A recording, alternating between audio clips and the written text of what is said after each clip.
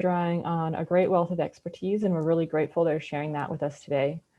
Before we'll begin, I'm going to start with a really quick overview of what GLASSNET is.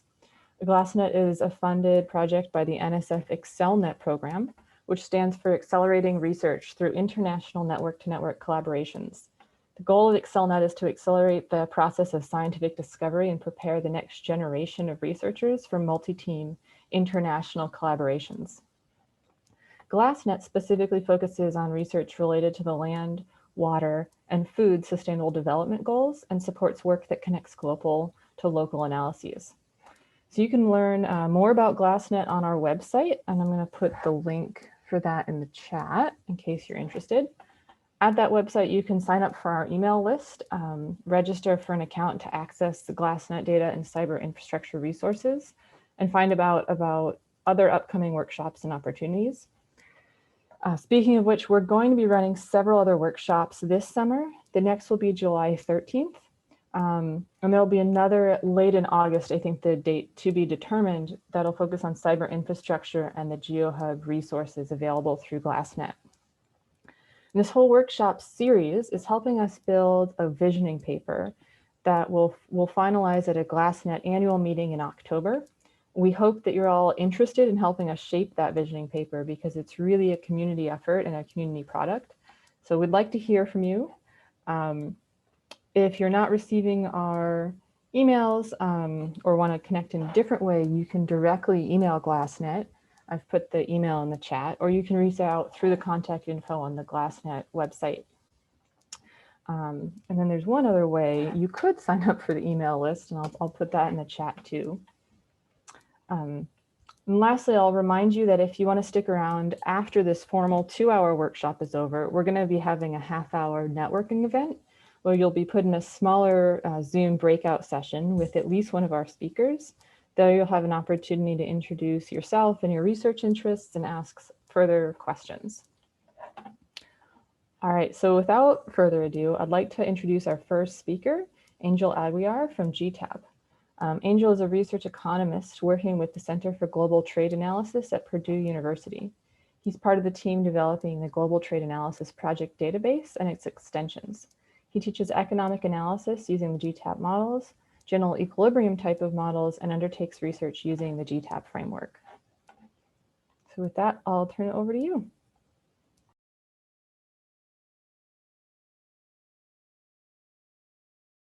I think you're still muted.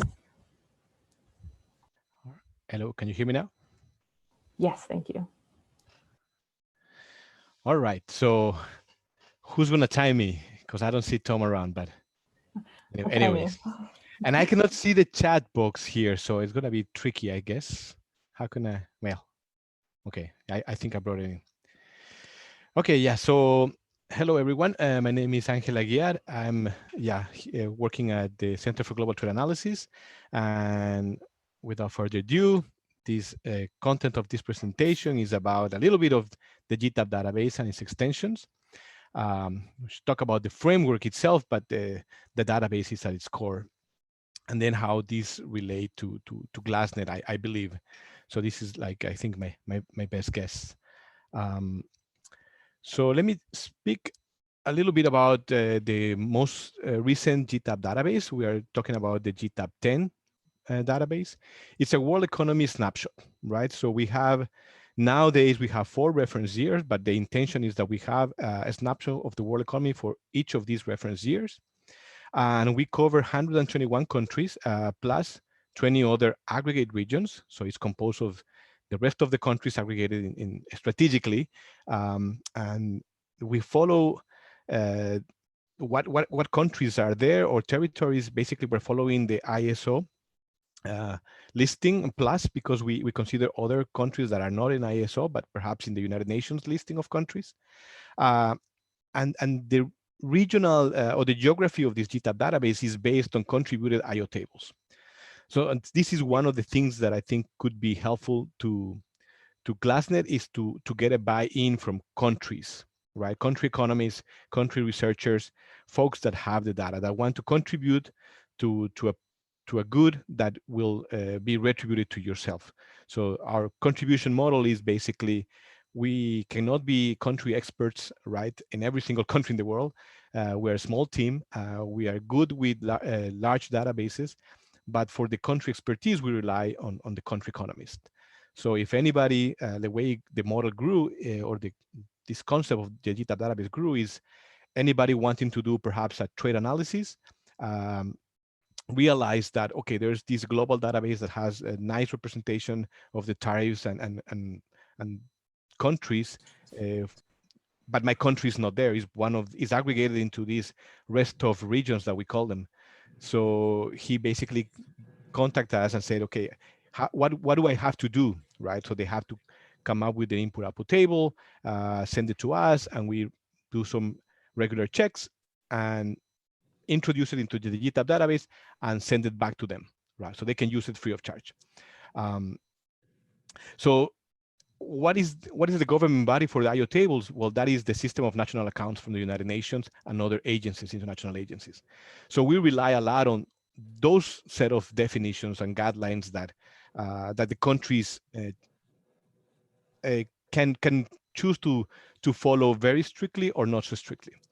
Um, then there is the sectoral definitions, right? So for ourselves, countries is the one dimension, time is another dimension. What about sectors, right? So we have now 20 agricultural sectors and food, 25 manufacturers, and 20 services. So for those, how we define these sectors? Well, we follow the United Nations Central Product Classification or the international, the industry sector classification, right? The I6. These are more typically, ISIC is more typically what is the IO tables are defined, right? But for when we started to come up with a more agricultural focus, uh, the industry classification was not as good as the central product classification. So this is when we started becoming a bit more flexible and shifting towards, for those sectors that belong to agriculture and food, we rely on the CPC. And this is still within the IO table framework. Now you have to know that IO tables are produced every so often, maybe 5 years, even in developed countries. So when we say that we have 121 countries, you are absolutely sure to find some older tables that we need to update. And the way we update this is with an GDP in statistics, right? So again, we rely on national accounts. One minute more. Oh my goodness. All right, I'm almost done. Okay. So GDP also depends on national accounts, these macro accounts with trade, right? And trade is most detailedly defined with harmonized system, right? So then you have to come up with some concordances. So concordances is key. And if you want to go from countries into finer detail, like we have done also in our extensions, then you need to provide some concordances, some mapping, right? So there's therefore some grid cells and what degree of grid cells, size of these grid cells you want to have. You will work on that. We also measure this all in value of millions of current US dollars. But when you started extending the GTAP database, coming with satellites, then we have additional metrics, right? And I guess I'm almost out of time. So important to establish some guidelines. The modeling framework of GTAP help us impose some guidelines that we then transfer to whoever wants to contribute their input-output table. We maintain this popularity of GTAP by holding regular courses and conferences. The website is key to exchange all this information about courses and conferences and papers and whatnot, and the data itself. For GLASSNET, since you already have a team on land and water resources, what is the most common data sources that you need and what are the units? Here I have GTAP uses the ISO for countries, sector CPC, HS for trade, AEZ, the agroecological zones for further expanding land. So we have originally the value of land, but with new extension, we bring these hectares, right? And 18 agroecological zones that have different crop production in it, depending on the agroecological zone. We added emissions and energy volumes. We have different units for that. And this is when it becomes really, really hard to bring them together, right? You have quantities, you have values. Is the implied price correct? And this is where we struggle. Finally, we realize we have a format that is not very popular, and we're trying to get to lower the barrier to that, right? We have CSV files now, Excel, R, and we're working towards that in transitioning from our format to other formats so that more people can use it. Thank you very much. That was very fast. Sorry if I ran through it. Oh, thank you, Angel. All right, so we're going to move on to the next speaker. And just as a reminder, we have a whole hour for questions at the end.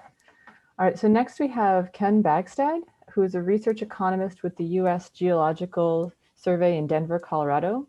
He's been a core member of the ARIES project since 2007, is a co-PI of a working group advancing the use of natural capital accounting in the United States, and has collaborated with the Inter-American Development Bank on the integration of CGE, land use change, and ecosystem services modeling at the country scale as part of the IEEM platform. Thanks, Danielle. Is everyone seeing my screen? Yes. Yep. Great. So I'll be talking today about the Artificial Intelligence for Environment and Sustainability, or ARIES project, and some lessons for GLASSNET. I will not get through my whole presentation. I'm going to get through as much as I can, and then we'll have the slides available for anyone who wants to look at the tail end of it. And I'm going to start with a little bit of background about the project, which I think is important because we've been tackling integration and interoperability right from the beginning of this project. In a nutshell, this is a project that began 14 years ago with an NSF grant to the University of Vermont. Since 2011, it's been based in Spain, but with collaborators from around the world. I'll mention two other things here. In 2019, this collaboration with the Inter-American Development Bank on integrating CGE, land cover change, and ecosystem services at the country level. So sort of a country level parallel to the GTAP Invest work. And just in the last year, we've released ARIES for SEEA on the cloud, which is explicitly designed to allow compilation of SEEA accounts rapidly and through a web interface on the cloud. In a nutshell, the problem and the reason for ARIES' existence is that we feel that environmental modeling and model coupling are too slow. I don't think anyone who's done this will disagree with this point, and this has some serious implications for decision making. Also, science, with open science today, we're often able to get science findable and accessible, but interoperability and reusability in terms of FAIR has been much harder to achieve. So we're really only getting half of FAIR much of the time. And the other thing is that even as a full-time researcher, science is really growing too fast for any one scientist to keep up with. And we feel that the smart use of artificial intelligence with community buy-in can solve these problems. So the sort of state of the science practice with environmental modeling and model integration is that it's slow, it's time consuming, it takes a lot of time massaging GIS data, code, reading and coding in the scientific literature, hopefully getting it into a repository at the end of the day. With ARIES, the vision is that by contributing our science, our data, our models, our knowledge in a way that a computer can read and a computer can interoperate across, a user at the end can access and run data and models and integrate them much faster and more quickly and cheaper than would otherwise be possible. So ARIES uses artificial intelligence. Unlike most of the rest of the world, that's not deep learning and machine learning. There are, of course, other fields of AI, and two that are important are semantics and machine reasoning. Semantics is about the labels that we use for our data and model elements and the relationships between them. That's a very simplistic but fast definition. Machine reasoning is about making decisions based on information. So this is something people do every day. We look at the weather forecast and we decide what to wear and whether to take a jacket or umbrella based on the weather forecast. And if it's cloudy weather, we take them. If it's nice weather, we leave them at home. So an example where people make decisions based on knowledge, we're teaching computers to do the same thing. With a basis on the FAIR principles, combining algorithms for a computer to make decisions with decision rules, with multidisciplinary semantics, which is its own ball of wax that I won't have time to get into today, an ecosystem of open data and models, and open source software. And all that gets us to fast and fair multidisciplinary modeling. This is a very different paradigm. We see a lot of people these days combining big data, machine learning libraries, and HPC in the cloud and doing some amazing science. But we think that there's going to be sort of a ceiling on that approach, and that by using this approach or combining it with the ML approach, that we'll be able to get further down the road of meaningful AI for environment and sustainability work. The infrastructure for ARIES, we have three pieces I'll mention here. One is the ARIES Web Explorer, where you can access and run scientific models in minutes through a web browser using cloud-based data and models anywhere on Earth. There's the possibility to build custom applications. So this is an application of ARIES for SEEA, which is based specifically on SEEA and providing users a way to access SEEA relevant data and models. And reports, tables, figures, and full provenance information comes through on every model run. So with AI, that's really important to understand what's happening under the hood as a computer's assembling data and models that it's found on the web. The second piece is an integrated development environment for scientists to share and edit Git repositories for semantics data and models. We use a custom programming language, which was really we found to be necessary for semantic interoperability. It has some benefits, but also some costs, of course, in that there's a learning curve on that. If you want to contribute data and models, we're talking and working more and more on using wrappers and contextualizers to read in models that are coded in languages outside of Java, which is a model that ARIES is able to sort of natively ingest. The third piece is a mechanism for data producers and institutions to set up their own network nodes so that ARIES becomes a global network. And we're starting to do this increasingly with the UN. Two applications, I know I'm almost probably out of time, but one is ARIES for SEEA, which I mentioned, which was launched at the end of April, a way to run SEEA models anywhere on Earth, but simultaneously to improve them in any country with local data. It's fast and easy to learn versus existing modeling approaches, and it automates the production of maps and tables, as well as the infrastructure for the community to share and reuse their data and models. The second example I'll briefly talk about is EAM, which, like I said, is sort of a country-level analog of the global GTAP invest work. And this was sponsored by IDB with the idea that we would couple country-level CGE models with SEEA data, have scenarios that would drive a land cover change model. That land cover change drives ecosystem service models. And ideally, there's a feedback here that those ecosystem services changes become economic shocks, positive or negative, into the next run of the CGE model. So we've integrated land cover change and ecosystem service models within ARIES under the hood. And probably no surprise to those who are familiar, integrating CGE models is really hard. So I have a slide here on lessons for GLASSNET. I'm actually going to skip through this. I think there's some useful things we've learned in 14 years of working towards interoperability and semantics, but there's clearly not enough time to go through all these. The one sort of top thing I do want to mention with any time I have left is that semantics are important. If you want to have a community contributing knowledge, the labels we use on our data and models matters quite a bit. And the choices you make depend on whether you're doing disciplinary science or multidisciplinary science, and whether you want syntactic interoperability, you just want a computer to be able to match labels, or whether you want full-blown semantic interoperability, where a computer can really sort of make connections across a distributed knowledge base.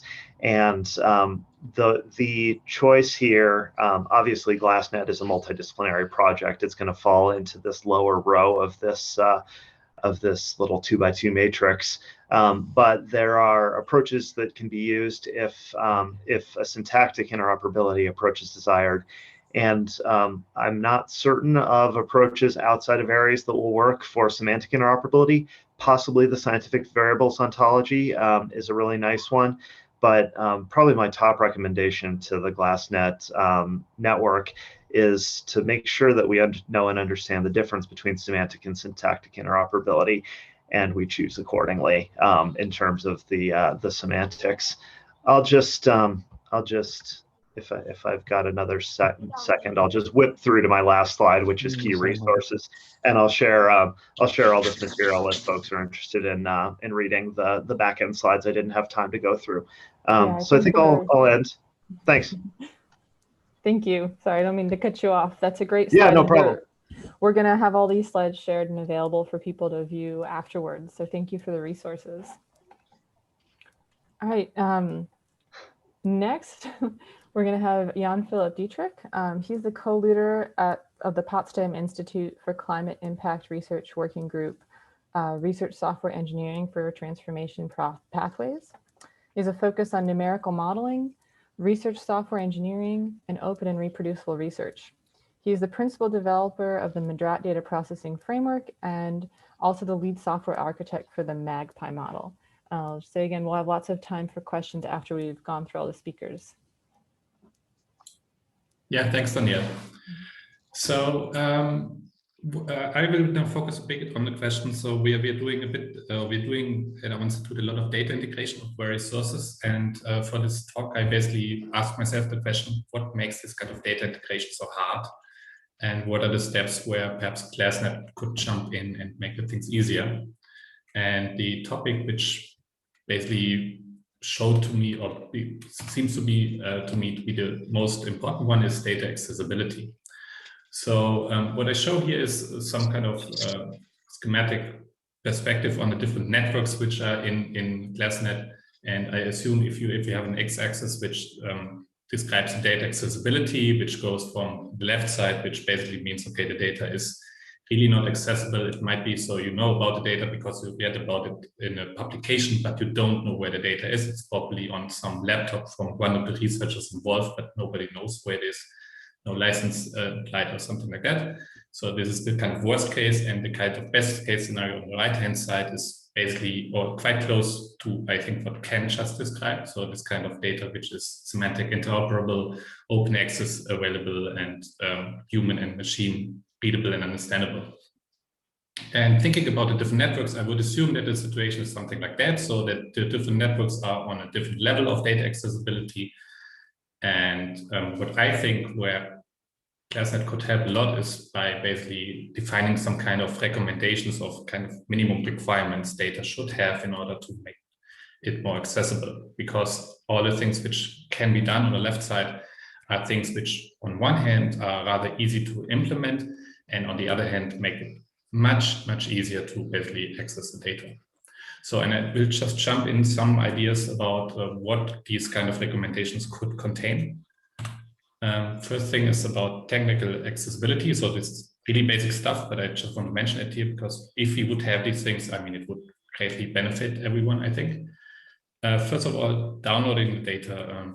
It's extremely useful if the data is reachable via static URL. Sometimes you have this kind of websites with graphical user interfaces where you can then click some top-down buttons and so on to download the data, which is nice to scroll through the data, but which makes it really hard if you want to make reproducible research, if you want to download the data via script or something like that. So having a static URL is extremely beneficial.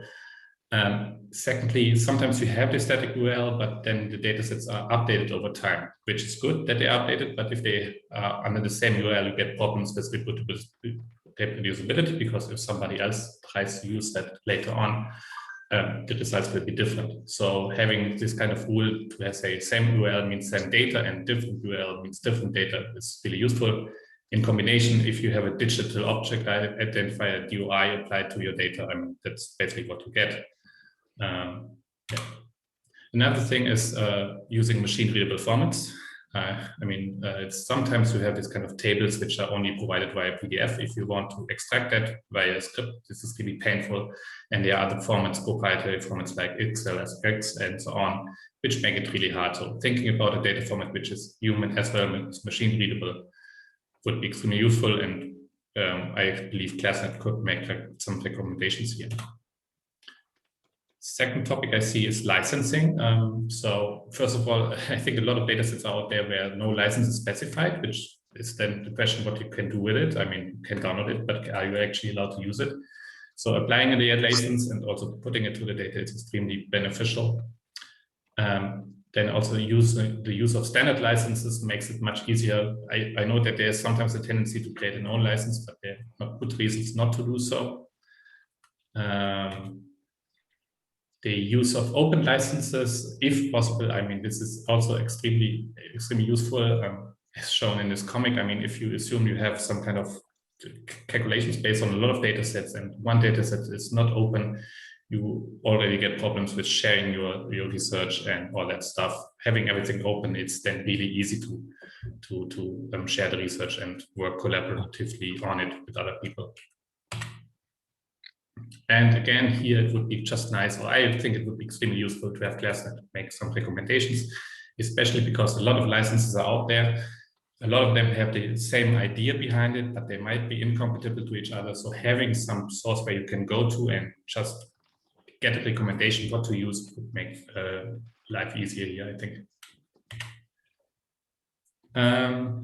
So this is also, yeah, this is a basic point, but I just want to mention it. So metadata is really important.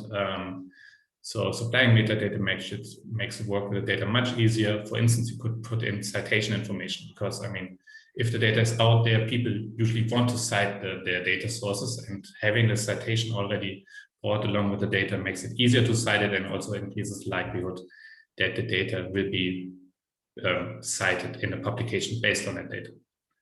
Again, this kind of combination of human and machine readability is extremely important. There are a lot of formats out there which allow that, for instance, YAML or some others. Having some recommendations about the data format would be useful here. And if you talk about metadata, there are a lot of things you could put in the metadata. Having some recommendations of what entries that should be provided could be really helpful here as well. So these steps I just showed you, these are really basic things, but I would assume if we would achieve something like that, with some additional recommendations in this direction, I think this would greatly increase the accessibility of data and make it much easier to exchange data between the different networks. And then here I just put some things which are, I would say, more advanced in the sense that they're more fun, but they also will require much more resources to get there.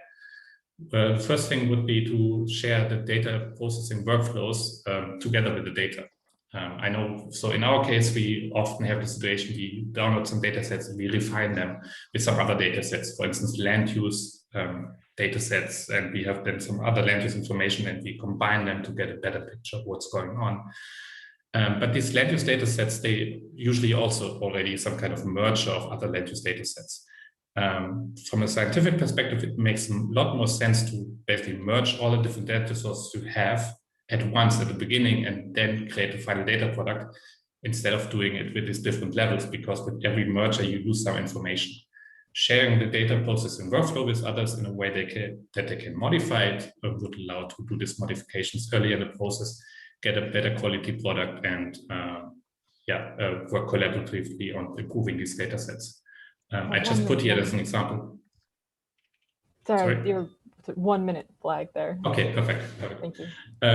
So I just put Metadata as an example because that's what we use, but there are a lot of other processing workflow tools out there which could be used for that. Then ontologies are extremely important, but also time consuming. So basically making sure that everybody uses the same vocabulary and that it's basically it's clear based on the names of the variables you put there, what it means, what it contains. So again, this kind of machine and human readability of what's there. And then lastly, I mean, it would be extremely useful having all these networks, and there's probably a lot of data sources which come with it, to having a platform for data discovery where you can basically look up whether the data you're looking for might be already available somewhere else. Yeah, that's it. Thanks. Thank you, Jan. So can you measure the height and width of the... If somebody's not muted, so if you're not muted, please do so. All right, so next we have Becky Chaplin-Kramer. She's the lead scientist for the Natural Capital Project. Her research focuses on global ecosystem service assessment, linking Earth observations and ecosystem service modeling, and improving our understanding of ecosystem service flows to, from, and mediated by agricultural systems. She's also the coordinating lead author on the values assessment for the Intergovernmental Science Policy Platform on Biodiversity and Ecosystem Services, and a member of the expert working group consulting on NASA biological diversity and ecological forecasting programs. So welcome, Becky.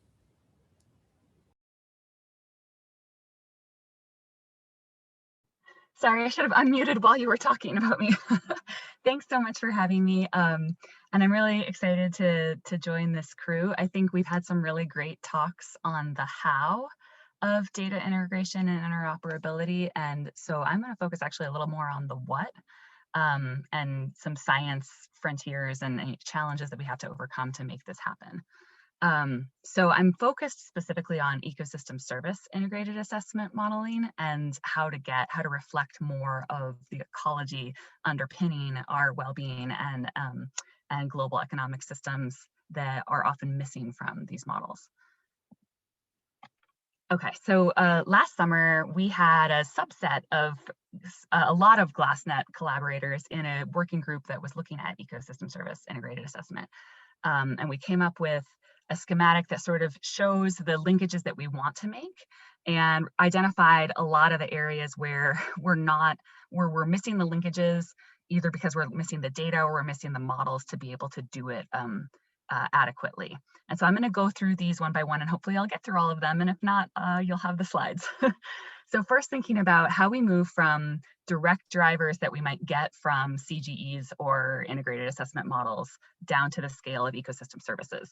And just to give you an idea of why this matters, there's lots of work going on right now asking about how much and where nature is needed to support human well-being. We did a recent analysis incorporating 12 ecosystem services globally, and found through optimization that around 39% of natural assets on land provide 90% of the value.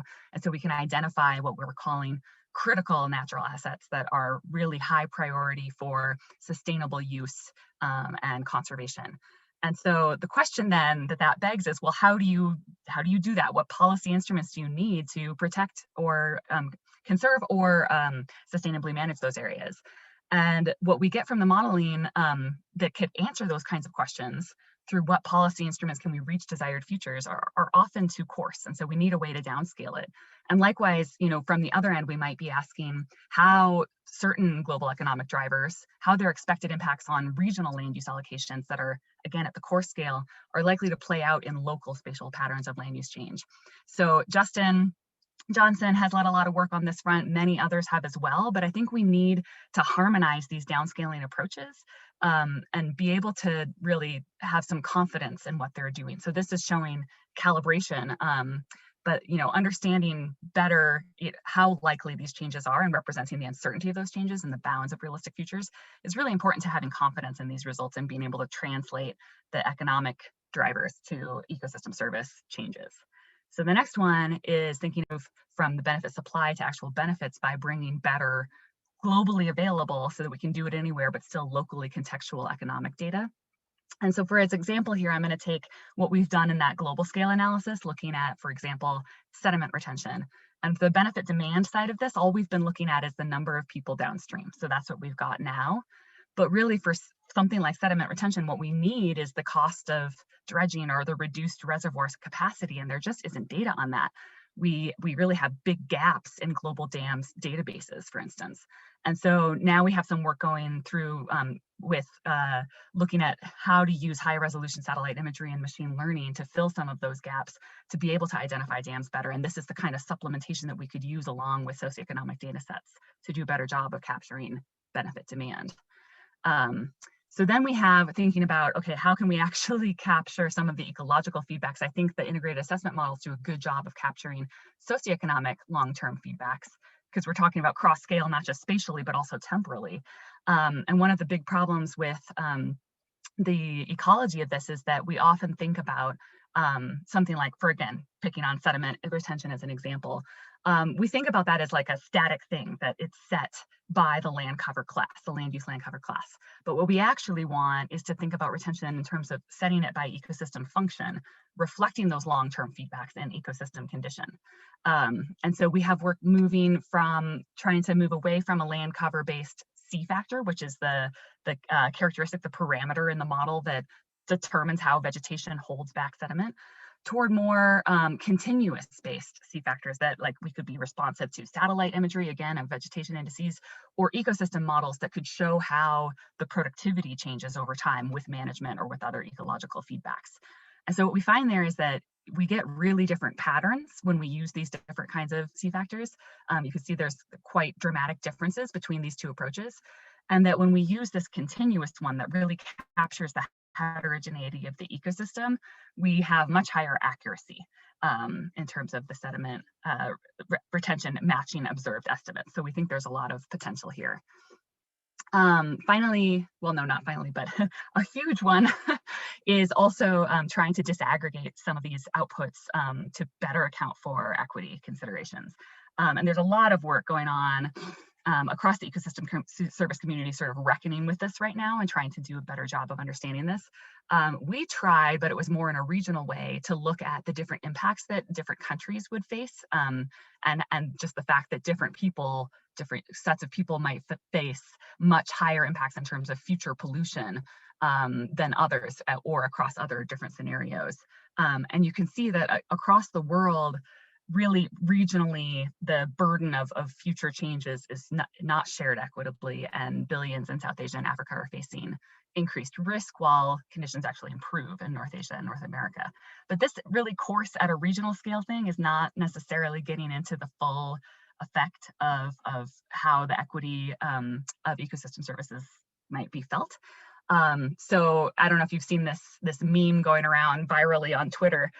There's a lot of mapping efforts that are looking at lands that should be protected for biodiversity, and there's a lot of pushback against that we have to account for who the people are living on those lands, and it's really irresponsible not to.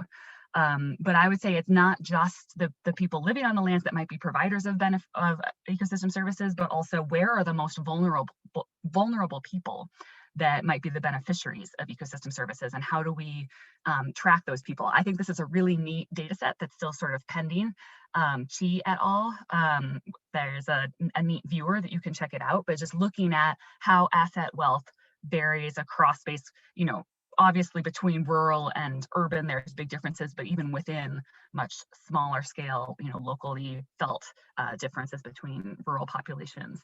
How can we begin to integrate these data into our analyses so that it's a common output, that we understand the vulnerabilities of people whenever we're talking about different impacts? 1 minute. And so, great, this is the last slide. So the last thing I'm just going to leave you with is, this last one that we identified was really the point of this is to move from the benefits, and these benefits can be translated through to SDGs, as is GLASSNET's goals, but that those SDG outputs, the outcomes for the SDGs, ought to then feed back into our social economic system in a way that is representative of how the ecosystems underpin those SDGs, so that we can then really have the full set of feedbacks that will help us understand what we're facing in the future. I don't have a good example to highlight for that, so I'm just going to leave it there. And I'm excited to talk to you. These are just baby steps. These are some of the work that I wanted to highlight, but I think there's lots of other great examples, and it would be neat to think about how we can advance on all these fronts together. Thank you. Thank you, Becky.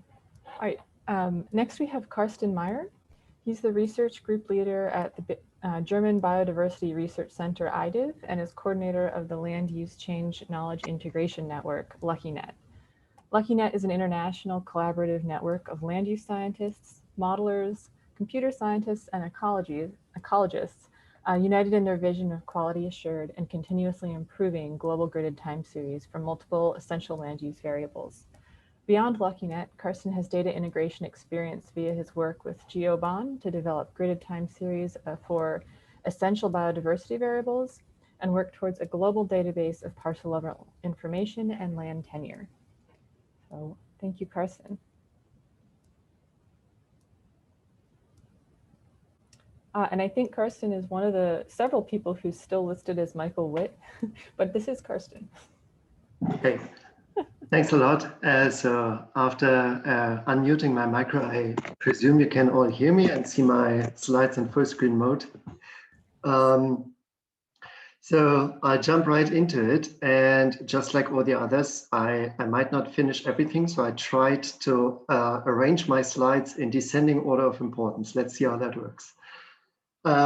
Just a quick background. So Luckinet really started as a small, basically circle of friends, or a series of workshops of people who have been speaking about the need for better land use data when they met on conferences, etc. And at some point we thought, if we're not going to do it, nobody's going to do it. So let's just do it. And then this evolved into into quite a machine, but we are still a very small network. Luckily, we had luck in getting good grants in the beginning, which allowed us to become operational fairly quickly. So the problem we perceived was that, and I think this is true not just for land use, but for most domains, that data are overall heterogeneous and highly uncertain. So you have disparate data on biophysical and socioeconomic variables that do not easily go together. And underneath all that is very little primary information that really confirms that particular events happened at particular points in time. All gridded data are not actually data, but models.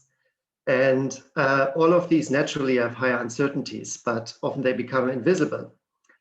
So just as an example of what is out there in terms of land use, you have alternative historical land use reconstructions that use broadly similar input data, but differ slightly in their process assumptions and thereby lead to completely contradictory information or inferred historical land use changes. Similarly, if you compare different available remote sensing products that you find in large parts of the tropics, especially in areas where a lot of land use changes are indeed happening, not even a third of existing databases can agree on such simple question on whether or not there's cropland. So for many application domains, the existing land use data are largely unfit for purpose, which of course does not hold us back from using them anyway. This slide is not to be understood, but it's just to visualize that we are a network of people. We have lots of different tasks. None of these tasks could be feasibly achieved by a single team or during a single project. So we try to basically share the burden of all this and coordinate just enough so that the things developed by one can potentially later feed into the things that another person needs. So we also try to keep coordination largely minimal. Here's just some sort of for motivation. So we are actually producing things. So we're developing these global time series on artificial livestock pastures, where we really differentiate between areas where the grassy cover really has an anthropogenic origin rather than a natural grassland that is heavily grazed, which poses a very strong challenge to mapping. And so far the accuracy assessments look very promising. But the main work that we actually do is integration of primary data, because without the primary data, none of these derived products will be good. So for one major source here is subnational census statistics that we integrate from all kinds of sources. So they originally come from statistical agencies. We developed devoted software to support that process and make it as error-free and reproducible as possible. And we are engaging a lot in closing classical gaps in Western science, because very often good data is actually available. We're just not talking to the right people. So here you see a workshop where we trained data consultants from the respective cultural and language spheres, where we often have trouble to help Luckinet close these gaps. So over time, this leads to an improvement in the input data and thereby also in the derived products. Similarly, we're working on integrating point records, and we now have the daunting task of actually uniting several hundred co-authors, most of them from Africa and Asia, in a data paper. So this is most of what we really do. Most of these efforts are project funded, which means that they cannot ultimately be sustained. If they are not sustained, however, the whole beauty of these still good quality data products will fall apart in a couple of years. So we really try to sneak in student helper funds into whatever we propose, basically. Just really quick, I want to tell about the history of how we thought about data integration and especially ontologies. So don't read the gray part, you can read that later. But basically the need for accurate land use data is the main motivation for why we care about ontologies, because without ontologies, there will not be accurate land use data. The need to integrate data is just too great. We thought, okay, let's not invent the wheel. Communities must have been successful in that. Let's just look what they've done. So we looked into a community that we knew was successful, which was biologists. Now, unfortunately, they have a very long history of actually calling a discipline taxonomy, which is pretty much just data integration and agreeing on what data are relevant and what should be named which.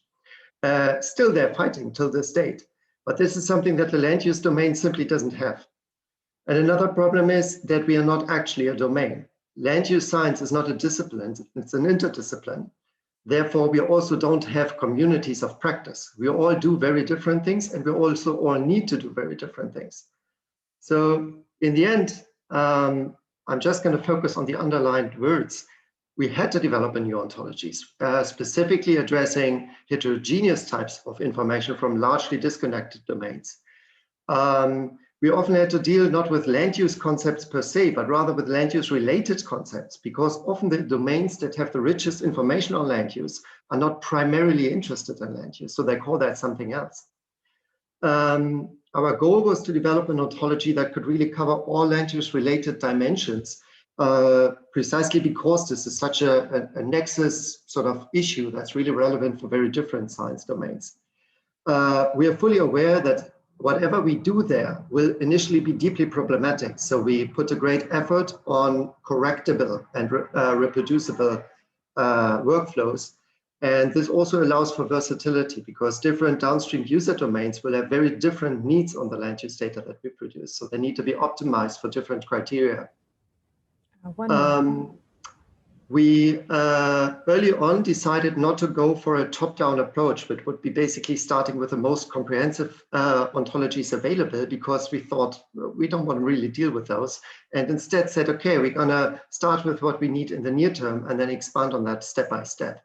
And it quickly got really messy. So we started mostly with the agricultural domain, moving into forestry, then land cover Earth observations, then came biology, etc., etc. Now, whenever we add a new domain, we, of course, buy in the option to integrate many more data, but we also have to deal with experts on those domains who have very strong feelings, and it just costs time. And in the end, we find that sort of trying to live up to this promise is actually starting to interfere with early career issues of Luckinet members, because if you are integrating data and you make sure that they're not only useful for you, but also for many others, it just costs 2 or 3 times the amount of time. So even within a single network and in my own lab for that matter, generating synergies can be really expensive to the individual. And I think this is something we have to think about in GLASSNET as well. So one just curious example here of how challenging it can be. We had this wonderful BMBF grant where we where we had a group of data developers, data users, and basically tool developers working together. So we thought, okay, if anybody is going to develop a useful ontology, it's going to be us. Now, in the end, slide, please. The end. This is basically the end. Thank you. So if you could just finish up this last slide.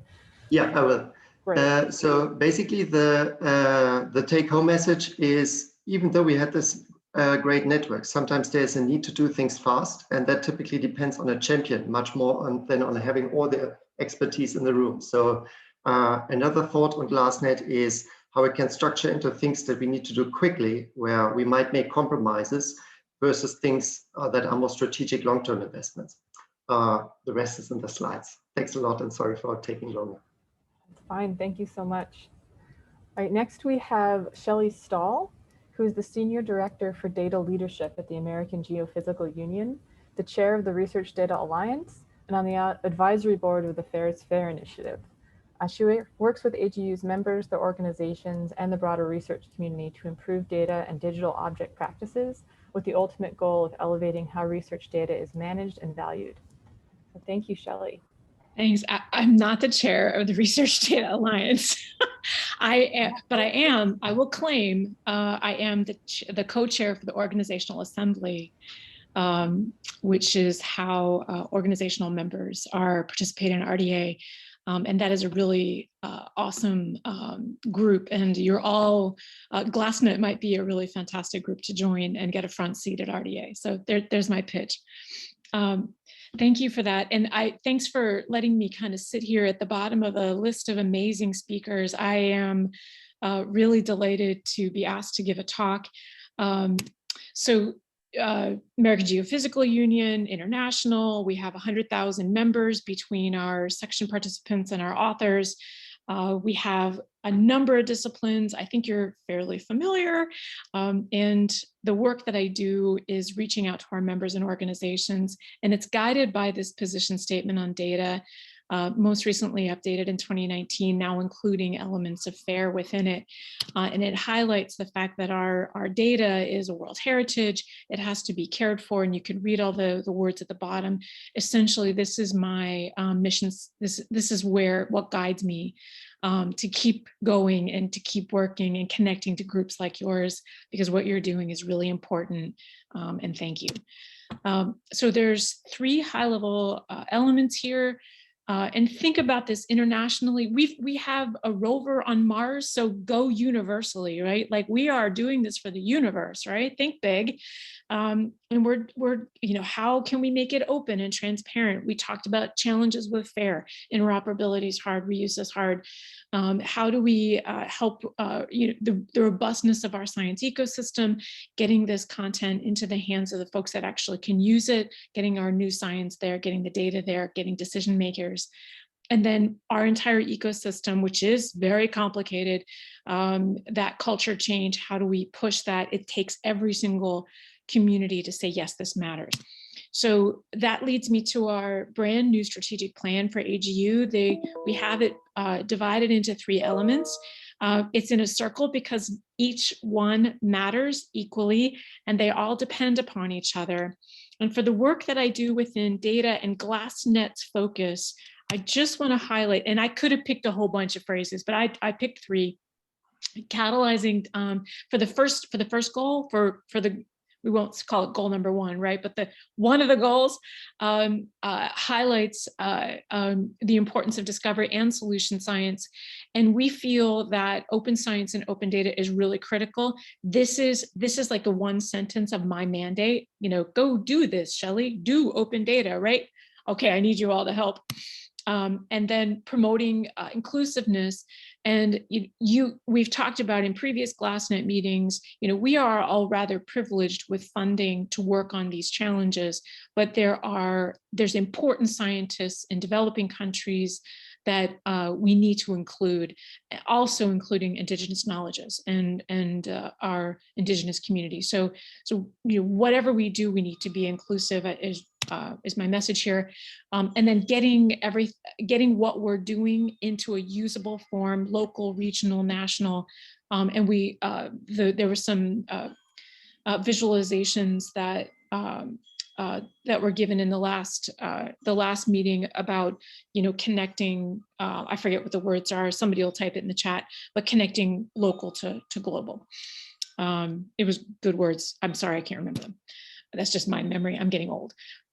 So data leadership, using that position statement, using the strategic plan, we focus on, and we can say we now because I actually have a second teammate. It was I, now it's we. I love that. Stakeholders and awareness, best practices, and international research. I give a lot of talks on a lot of topics, and I want to tell you about what some of those focus areas are. So this is our grant history. And the next slide, I'll get into more detail on this, but with COPDES enabling fair data, and Michael Witt was really engaged with that. And there may have been other folks on this call that helped out with enabling fair data. Going into the work that we're doing with Parsec, where we're funded primarily by the Belmont Forum, but a little bit by UNESCO, which is valuable because then we get a connection with UNESCO, yes. And then the National Science Foundation. So this is my last slide. But this is a very juicy bit, and I can make all of these links more easily available to you. But our community engagement is pretty broad. So I tried to give the groups. So for researchers, we have a data fair at AGU, which actually goes to other society meetings. We partner with ESIP to do that. The Parsec project focuses on getting resources to researchers. And we have a brand new website that launched this week, data.agu.org. Go look. It's got blogs and resources. It's kind of lightweight right now. It's sitting on GitHub. And that means that you can actually contribute to it, which is fantastic. I love that. Journals, editors, and data repositories. This is our COPDES enabling fair data work. Some of the work that I do as a co-chair at RDA, we've developed a fair data maturity model, which the recommendation is out, and we're into our second version.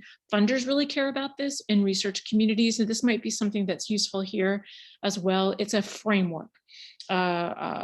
Or it's a model. The FAIR is a framework. We have a model for actually how to do assessments. Then with general repositories, we've built a generalist repository comparison chart. A lot of research data lands where it shouldn't be in general repositories with no help on metadata and curation. But that is a fact. That's the bulk of the data is heading there. And if GLASSNET can help redirect, that would be really helpful for reuse and value to the community. The work with NSF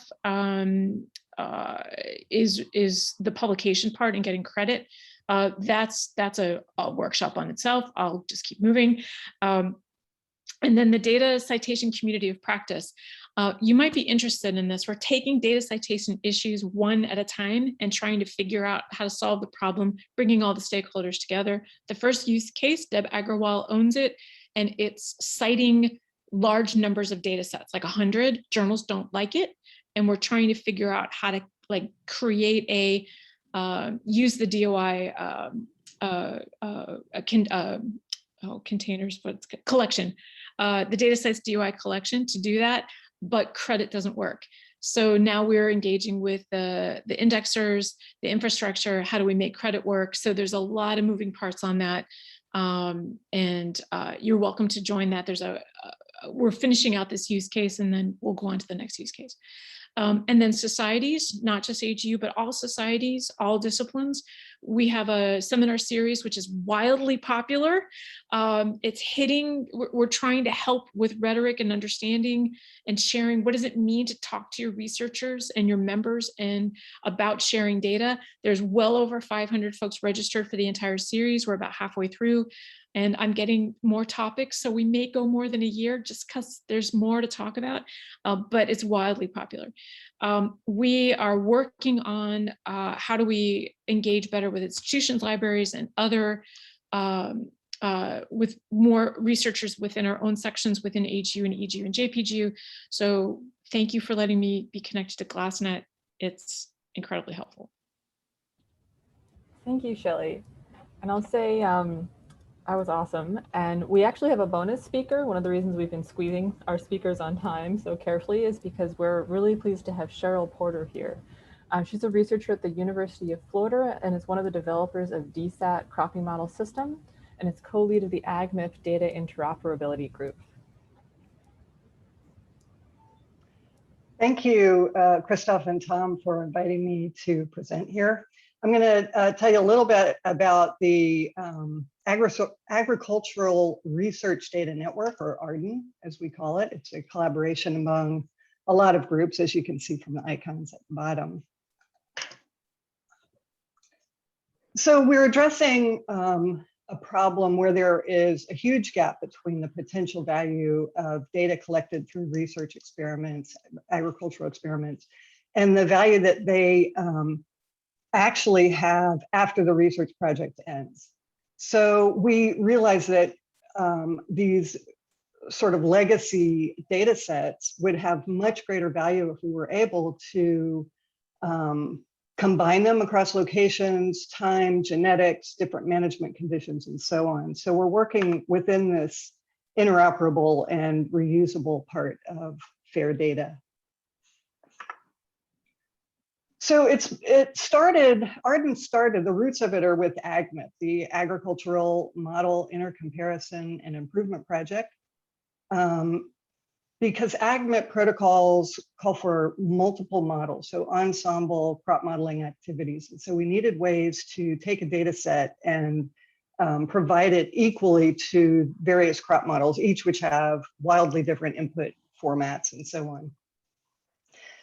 The AgMIP data formats were picked up by CGIAR in their big data platform as a means of transferring data to models within their Guardian Lab system. and they added, or we added, data annotation protocols for legacy data sets such that we could bring in data from the Guardian portal and make it available for models. The current project, Arden, is funded from a NIFA grant, USDA, and we're partnering, University of Florida is partnering with the National Agricultural Library to extend these data annotation protocols for implementation on their Ag Data Commons portal. And then finally, the International Fertilizer Development Center is also co-developing some of these tools for their data sharing system. So the AgMIP system is basically a hub and spoke system where the hub is the harmonized format that we use to then translate to these very model-specific formats for multiple models. Up at the top, we have multiple data sources. AgMIP was a little bit weak in handling all these different formats. There was a single translator, so you had to manually take each of these bits of data, put them into a format that a translator could then read it, interpret it, and put it into the AgMIP harmonized format. And furthermore, there's tools for bringing in expert knowledge, keeping it separate from the raw data, but allowing it to be used equivalently in all the models. So in Arden, what we're doing is we're taking these legacy data sets. So I've got an example here showing how it's implemented on Ag Data Commons, which is the USDA portal. So the data set are sitting out in remote repositories. But on Ag Data Commons, there's a core metadata that allows data sets to be discovered and accessed.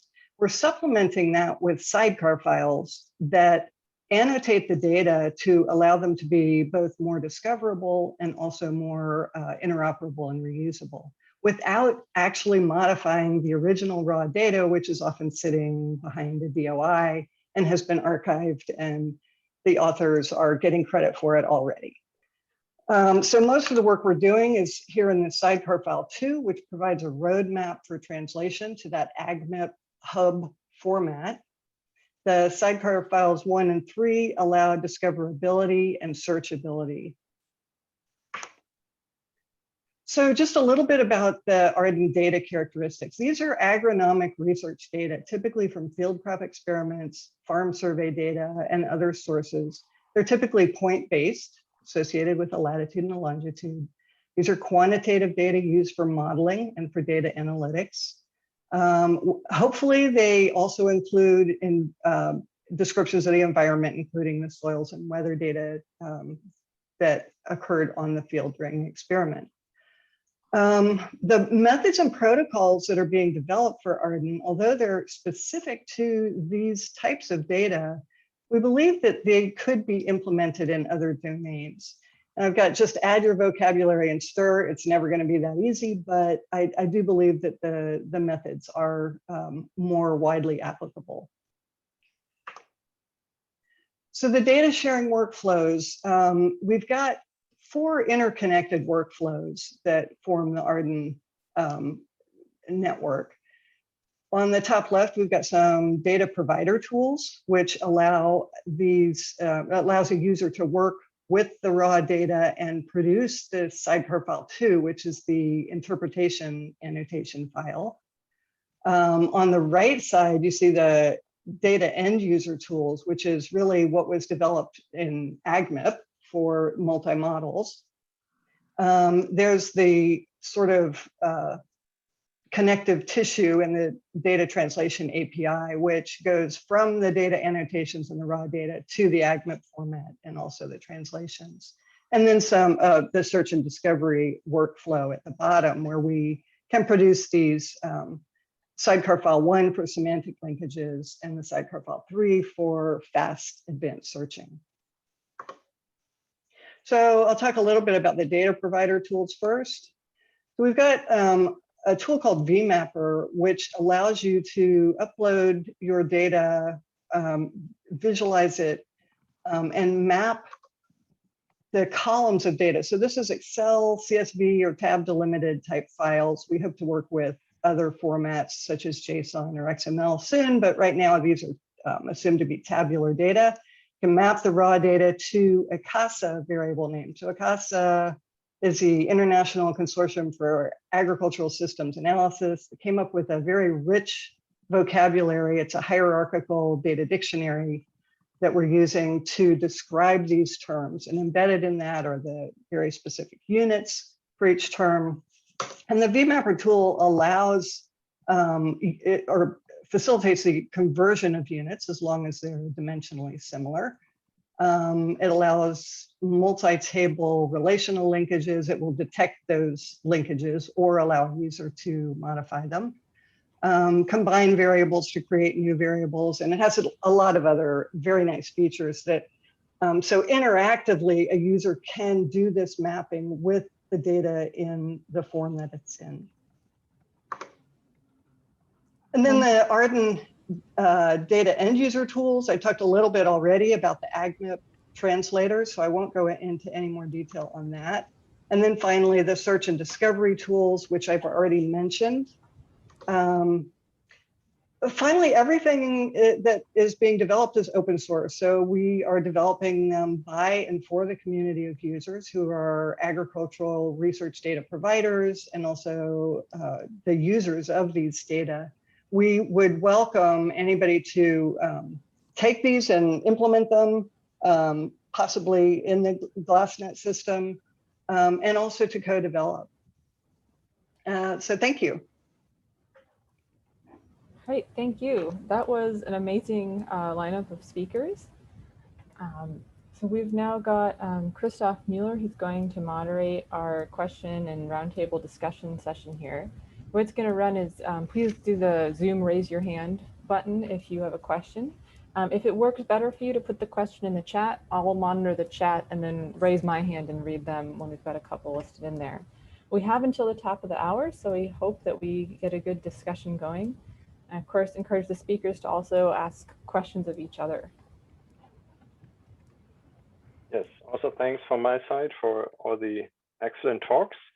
To me, it was pretty abstract, I have to admit. So I'm sure there's lots of questions among the speakers and also from the audience. So don't be shy. No stupid questions unless not asked. There we go, Cheryl. Yeah, I was really interested in Ken Bagstad's presentation. I think that there's a lot of things that we could do within our network to use more of these AI type techniques. In fact, that's kind of a dream of mine, is to be able to not take the user out of the loop entirely, but be able to have this smarter system that can detect these mappings and perhaps you know, speed up that process where it's not as tedious. So I guess my question for Ken would be, so the systems that you work with, where is the user? I mean, you can't take the user out of this cycle, right? So how much interaction is there when you go through these data mapping processes? I'd really say we have two different groups of users, and one is the non-technical user, which you can imagine any number of folks in that situation, but someone who needs data for their part of the world and doesn't have the expertise and the budget to get it from scientists, and can go to a website, type in a simple query, or access it through an interface like I showed for SEEA, and get your results and all the provenance back. The second type of user is the scientist who's doing the experimental work, contributing and testing their own data and models. And you know, that person has quite a bit more control of being able to play with not just which data and models are we using, how is the coupling happening, but also even what are the rankings of how a computer makes those choices. When a computer is navigating to the best data and models, what does that mean? And there are heuristics which we can adjust to guide that. So yeah, I think there's, in my mind, two different user groups with sort of different requirements there. Okay, thank you. We have a very similar division where we have the data provider might be annotating their data, or somebody who comes in later and wants to use those data. It's much easier if the data provider is the one doing that work. Absolutely, yeah. After the fact is a lot more challenging.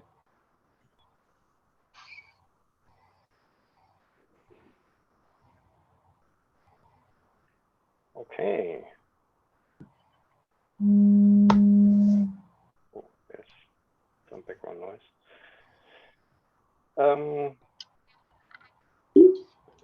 There we go, Danielle.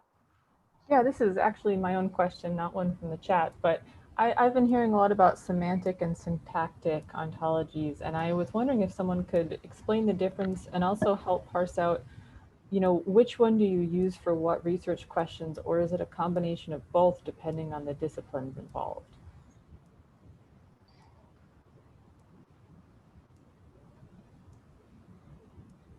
Is that a question to Ken, who has been rubbing in those two terms? I guess, yeah, although I did hear it come up in several other talks as well. So just anyone who wants to jump in and answer that one would be great. I mean, I'm happy to start on it, and I'm sure others can add. But the key difference for me is with syntactic, you often have a controlled vocabulary, which is just a list of agreed terms and definitions. Everybody agrees to call the same data or model element the same thing.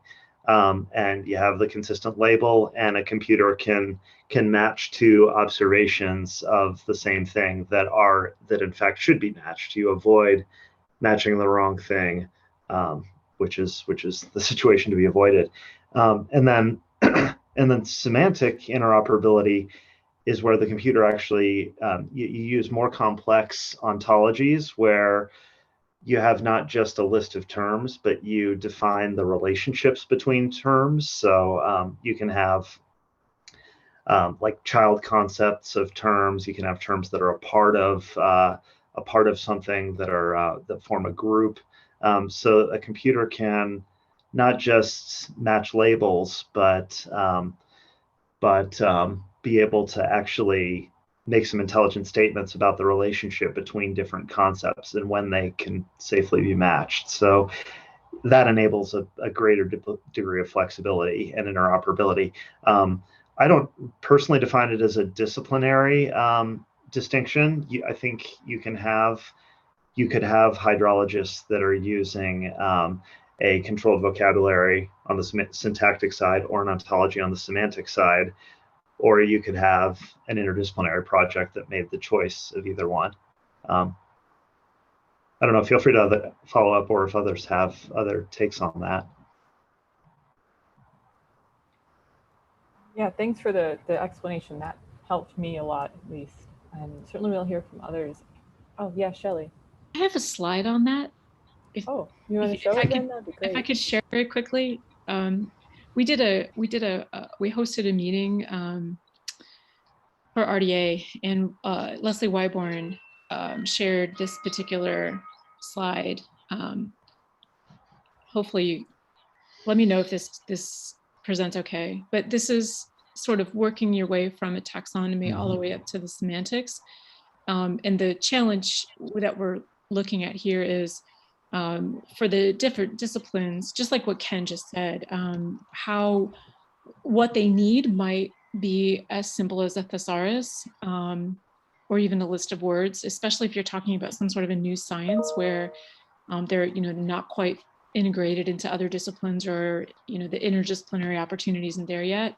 And you're then moving into these higher levels, and what does it mean to be in each space, and what is it, how do people navigate making a decision, and is it a managed entity? Is it recognized by the community? And this is the kind of thing that we've been grappling with. How do we guide people to figure this sort of thing out? Sorry. There's a recording of that. I'll give you guys the recording. I'll find it. Thank you.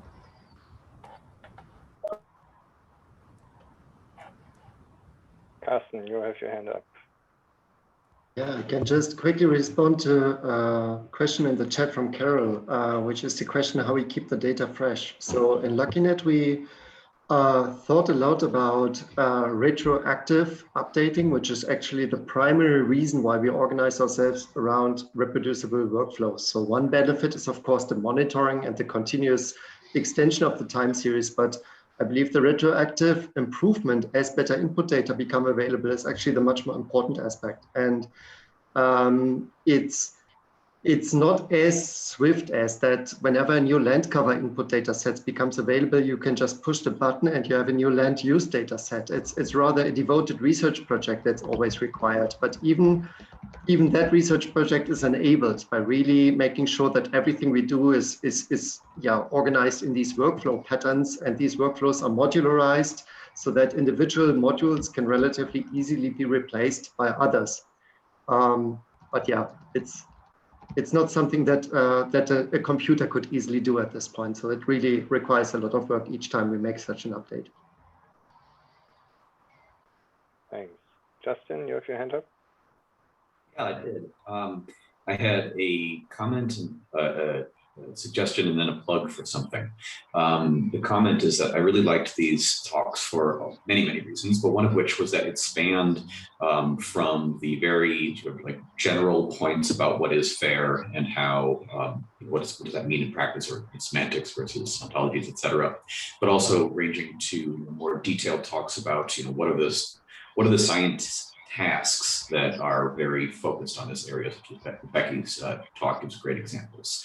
What I wanted to point out is that one of the things, Becky, you mentioned was, thinking about specific data interoperability transformations, like, for instance, how do you go from coarse projections of land use change down to a high resolution land use map, is an example of something that's obviously core to our global analysis here, is the ability to work among multiple scales. And so I really like this workshop because it's, it's set up sort of the data context for then the plug, which is the next workshop that we have coming up, is going to, I think, complement nicely this one and dig into some of those specifics about how do you actually do the scaling from one to another, and a land use downscaling will be one specific example.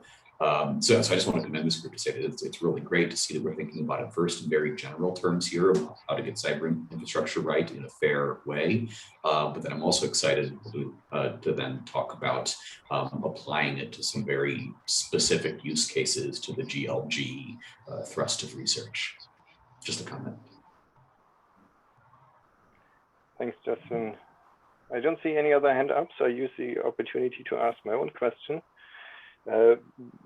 Mostly to you, Cheryl, because you said you focus on INR, and Ken said they don't do INR.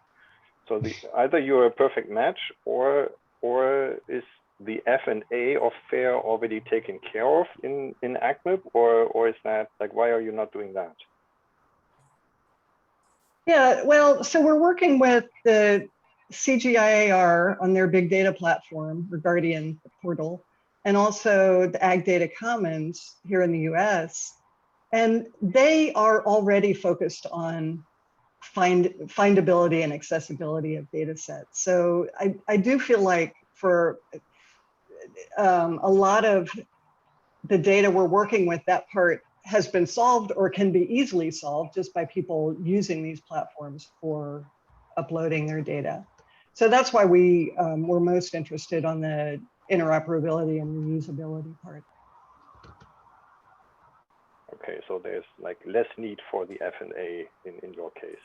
Well, I mean, it's really important. You can't do what we're doing without the F&A, but we're focused on, the interoperability and reusability, just because others are focused on the F&A, I suppose. Christoph, if I could just share one slide that that might get at that.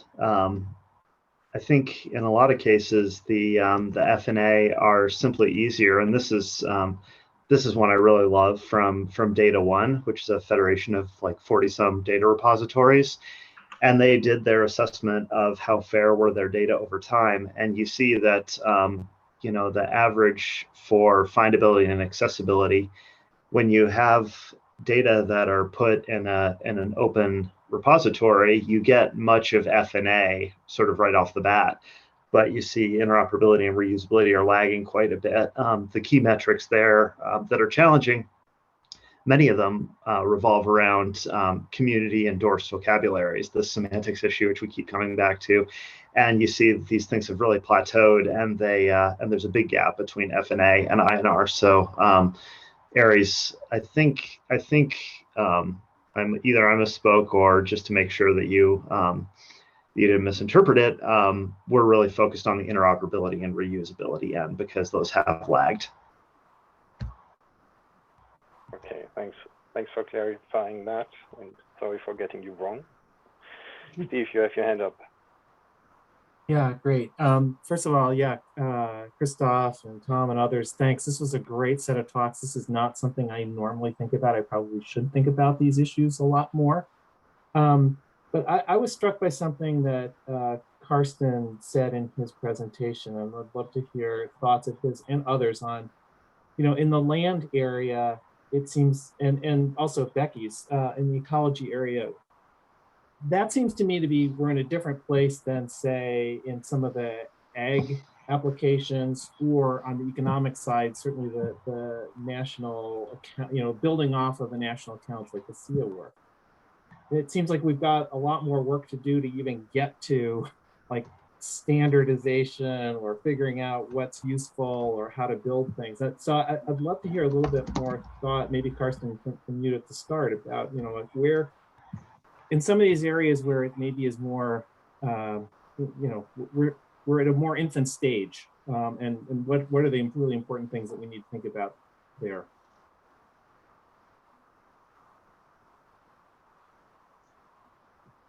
Okay, so I'm going to try. I do think that a process of developing standards will necessarily and by definition be a very long-term process, and we have to be extremely patient. It's not going to be a standard if it's not de facto a practice across a community. And I think this is not something that you can typically enforce, but rather something that evolves.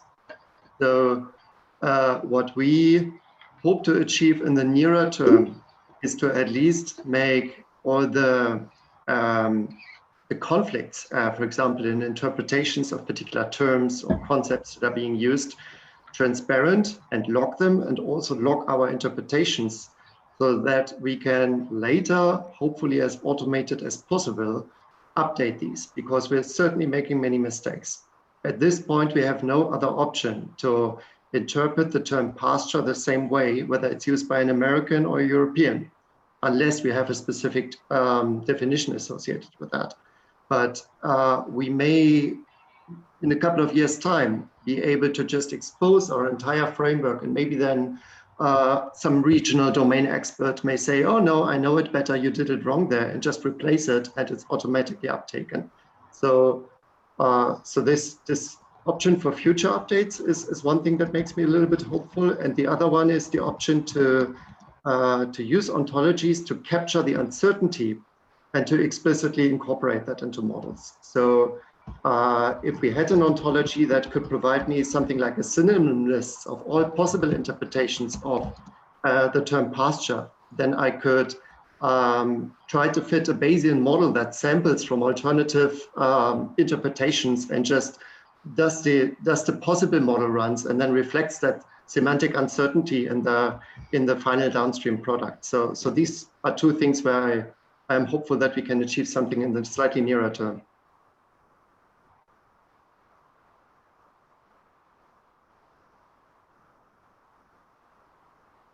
Okay, there's Eric. Yes, thanks. Thanks for all this. I'm still trying to grapple with these concepts. And actually, if I just ask you briefly, I have an embarrassing and glaring hole in my education regarding the word ontology. I don't really understand what an ontology is. Like, could you give me an example of what it is that we need to strive towards there?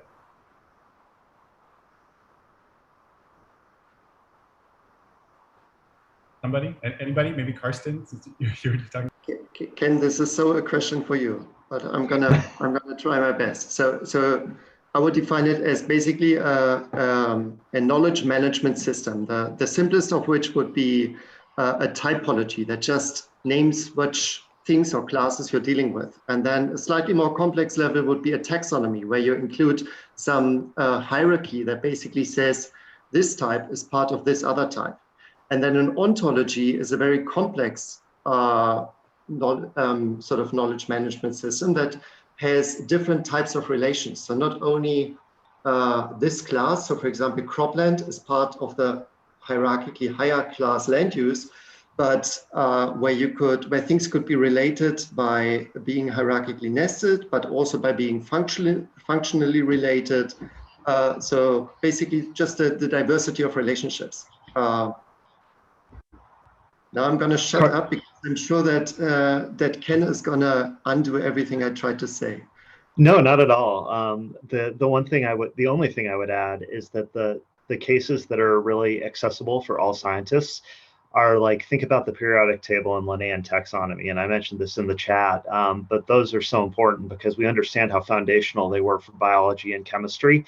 And it's not, neither of those are just a set of common terms. They also define relationships. So you know that the elements which go in a period have some common properties, and scientists were even able to use those predictively when we didn't know of all the elements in the 1800s as new elements were discovered.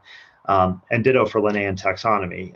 It tells us something about the relationships between the elements. So that's where I like to start when thinking about why it's common names are helpful, but starting to understand the relationships between all the elements in your knowledge base becomes important. Great, thanks a lot. Those were very helpful answers. So then maybe just to follow up on that, so maybe this is an impossible question to answer now, but I'm just wondering, like, if you could translate those concepts to GLASSNet, like what would the ontologies that we could build look like? I mean, would these be lists of vocabularies with mechanistic relationships somehow between them? Would they be, like, are we talking about trying to get equations for things, or is this just like structures of words? What would it look like, actually?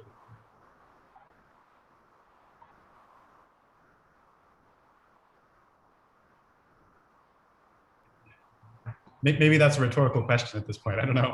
Well, trying not to monopolize the floor, so apologies for that. But my first take is that it totally depends on whether you want to go that syntactic or semantic route.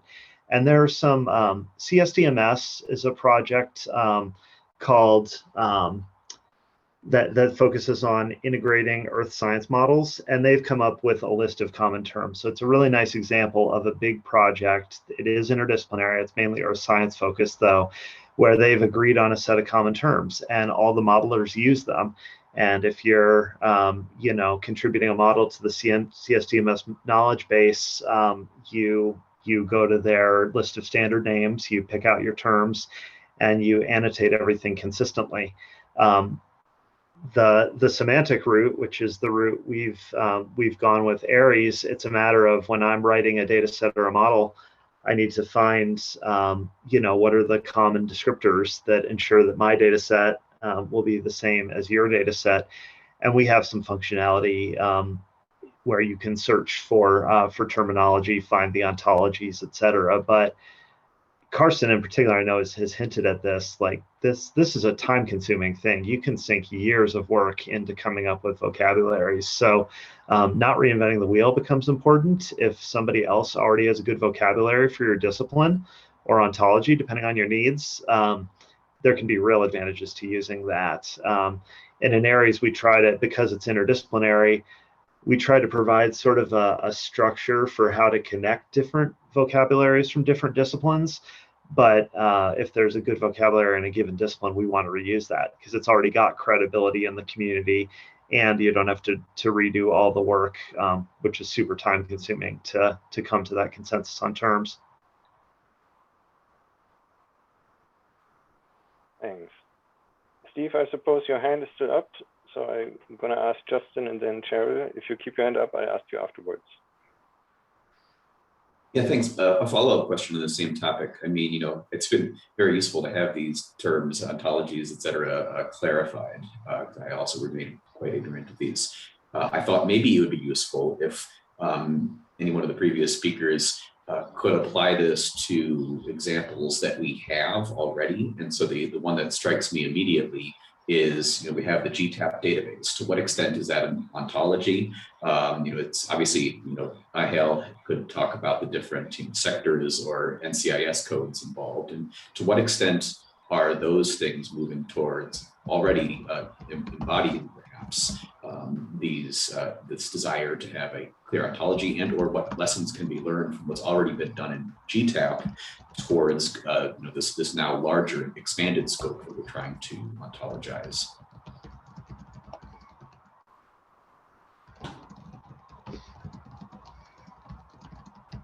I'm not really sure who that was for. Hello, I'm still here. Well, yeah, no, you know, like everybody else, I was still struggling with this idea, right? And but at the same time, like Ken basically said, we're basically folding back to what SNA has done, right?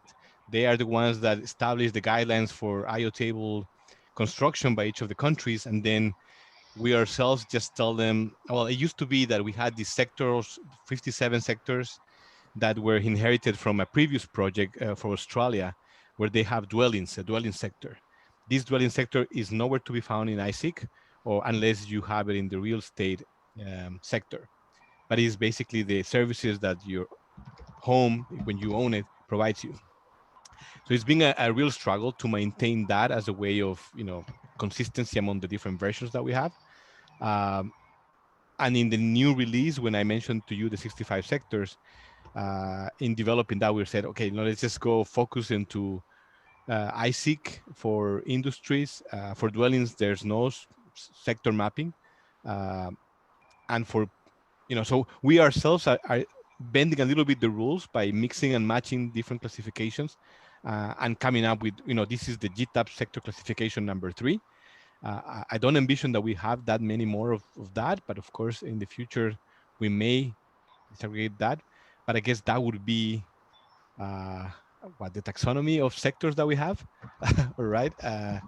In terms of variables, so one thing for us is we have a database that has a specific structure, and this underlies many models. I'm of course more familiar with the GTAP model, and about that I can tell you that we had a version 6 model very long live, and only recently has been updated. We call it facelifting to version 7. A lot of the variables are also maintained for consistency, but some of them have changed. We had this particular unique way of calling our valuation system from I guess, agent market world for the longest time. And now we're moving into basic producer FOB CIF, which is what everybody's using, right? So yeah, a lot of what we do is economics, and a lot of people would know this concept. When they came to the GTAP world, they have to learn all this new GTAP talk, right? And after you take one of the courses, then you come very fluent on that. But now we've moved towards you know, the more accepted terminology of these basic prices, producer prices, FOB, CIF. So yeah, I don't know if I answer your question, but this is how I'm trying to relate, you know, all this discussion into that framework. But yeah, I mean, I kind of follow what you were saying, Michael, at the Luckinet between the versions, and this is somewhat related to what we're doing. At some point in time, we decided to start producing this time series of GTAP databases. So in some sense, version 7 was the 2004 year. And you saw in version 10, we are repeating 2004, right? But we are basically updating all our programs, right? So all the reference here are consistent with the methodology, and it's different, it's improved from version 7, version 8, version 9. So I mean, recognizing it's all our data handling is pretty much automated, still requires some of our careful eye and checking afterwards, right? Because and even still, we get some results at the end that we don't catch up, but the users immediately say, hey, our tariffs are wrong, and we go back and look at the inputs and see, okay, identify, is it a human error? Is it what is it, right? A mismapping, whatnot. But yeah, so that's kind of like we kind of moving little by little into trying to come up with this GTAP framework. And like I said, I recognize merging it with the volumes and with the land use information. Yeah, I mean, I'm all for like establishing some guidelines, try to do the best that you can. We can provide the country data. That's easy. That now getting the finer detail, making sense of that. I don't know, aggregating. We tend to use disaggregation by shares, right? I mean, like you said, this gridded cell, I was still hopeful that it was actually based on data, not on models. So, but yeah, I completely understand why it's that case. Thanks. Next we have Cheryl and then David. Okay, so I just wanted to give a little bit of perspective on AgMIP's experience with, this decision ontology versus a hierarchical data dictionary. In our case, we started the work in 2010, and we kind of joked that we were building the plane while in flight, because we had users that needed these data translators as we were building them. And so in that case, there were no ontologies available. There are now. And so, but we had this very robust data dictionary that was perfect and described exactly the kind of data we needed.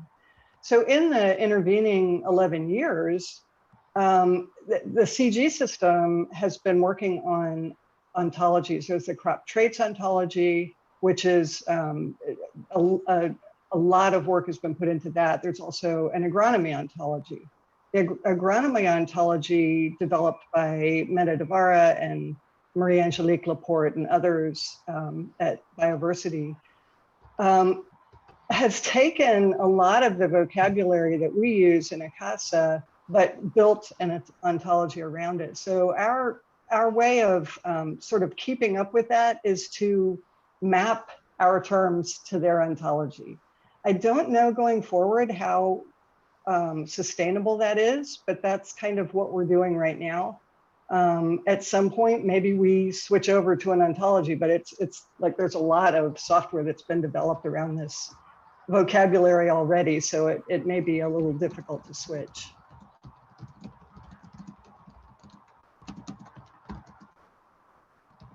Thanks. David, you want to go next? Sure, thanks. This is great. I love the breadth of these talks. One thing that occurs to me is a contribution of GLASSNET might be this trying to understand the use of ontologies and the syntactic and semantic versions of them on like policy change and decision making. So I did a bunch of work on ontologies a while ago, and then my research went in a different direction. So I haven't been up to date on applications of these things in actual decision making and policy decisions. I think for the folks among us who have worked in those contexts, it would be nice to maybe get a collection of examples of where they've kicked in and organize it along that sort of spectrum that was in that slide, from syntactic, sort of dictionary matching, all the way up to, first order logic, OWL kind of semantic ontologies. It'd be really nice to see that, and I think our community could put that together.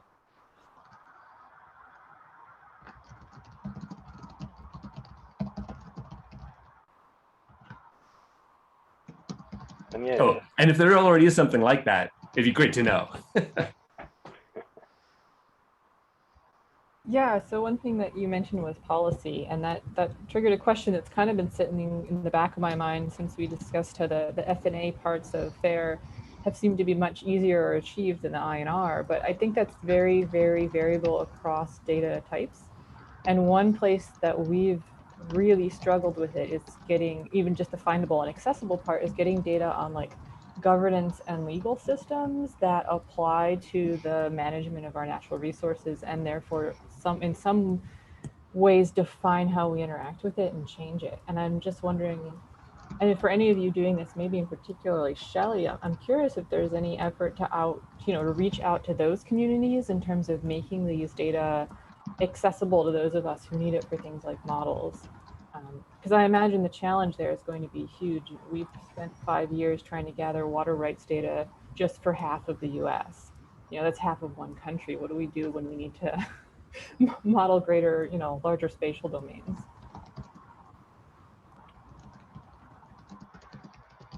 So the word large is what's jumping out at me. And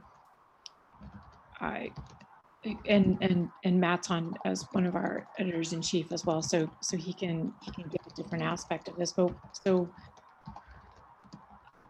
as a data geek, all data shall be preserved and made available, right?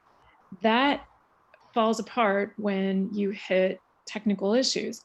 Large data being hosted for a long time that's easily accessible and easily usable is no joke hard. And when we're talking about publication time, we just went round and round on how do we tell an author, yes, we want you to cite your data, but we also realize the repository support for very large data just isn't there and not realistic. What do we do? And it is a big hole in the ground. We don't shine a light on it. Like, we don't highlight, by the way, there is no solution for this space right here.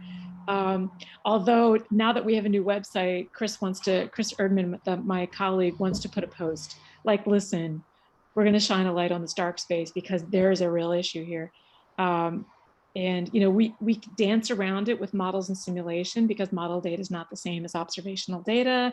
It's okay. We don't want you to preserve it. Yet the model folks are like, oh, wait a second. What do you mean we're not as worthy? Yes, our model output matters. Yes, we analyze it. Please stop saying that. So I'm not sure I answered your question, but that's the rhetoric behind the scenes. I think you validated my question, so thank you. I see Carsten has his hand up, I think. Yeah.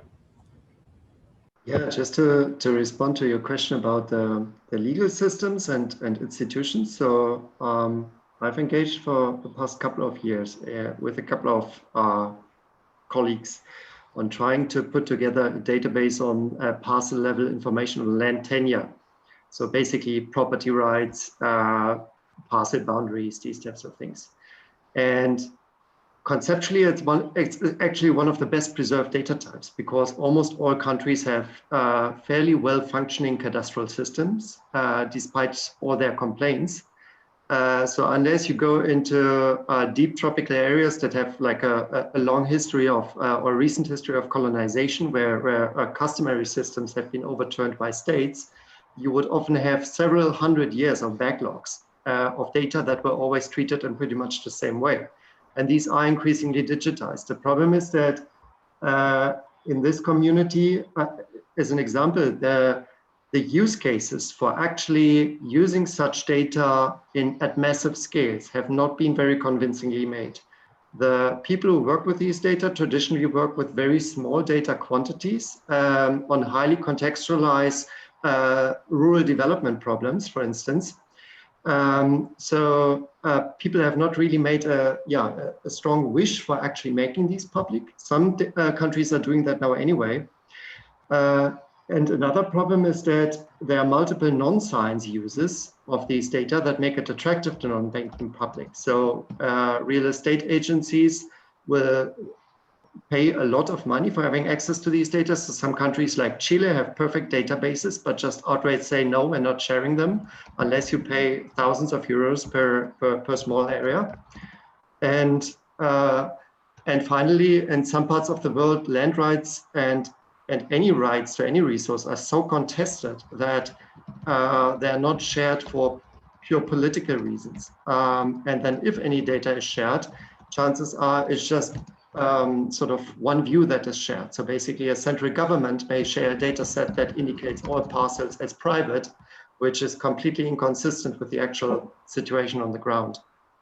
So yeah, I have invested in that. I must say I have scaled back my efforts a little bit because it's very frustrating, this work.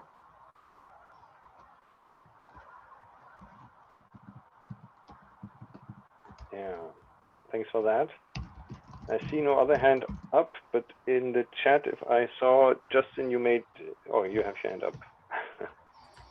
Yeah, sorry, I was just going to raise my hand to make the comment that I did in chat, which was that there was an interesting conversation between you and Becky about you know, some of the technical, practical aspects. And I was hoping that the two of you could bring that discussion up to plenary where we talk about it with our voices. But the main reason being is that, you know, there's in the FAIR principles are all good and great, but once you start to get to the applied questions, such as what Matt raises about, you know, what do you do with a 750 terabyte database, or other ones as Becky raises, which is, you know, to do the computation to produce the next year's version of the map from the raw remote sensing data is going to take $2,000 of cloud compute time or some equivalent.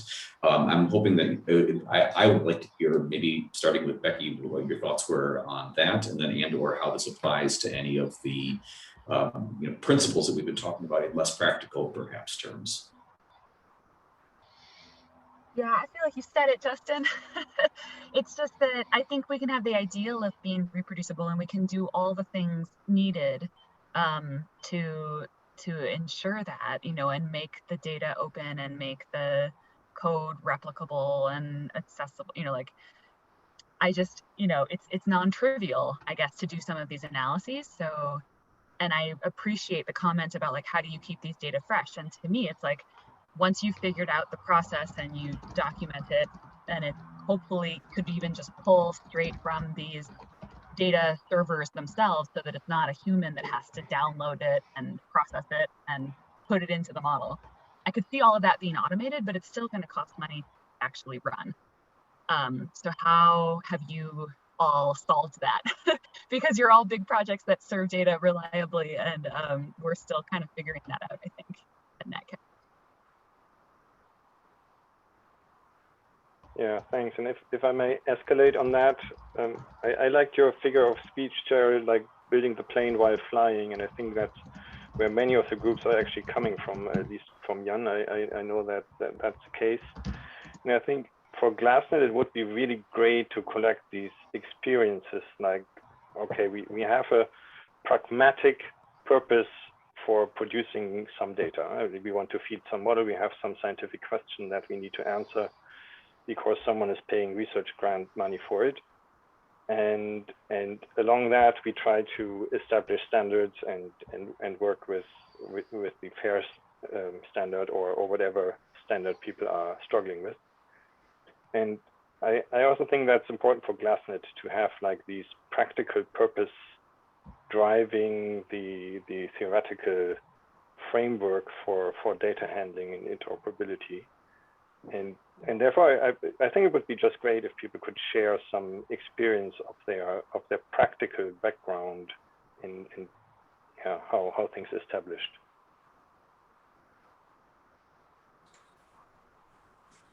Christoph, can I jump in? Sure. I don't seem to be able to raise my hand, maybe because I'm a host or something. I haven't figured out how to do that, but I did want to just make a few reflections, both based on the GTAP experience, which now dates back really almost 30 years, and also, you know, GLASSNET. And one of the main purposes of GLASSNET is, of course, to advance the careers and the development of the early careers.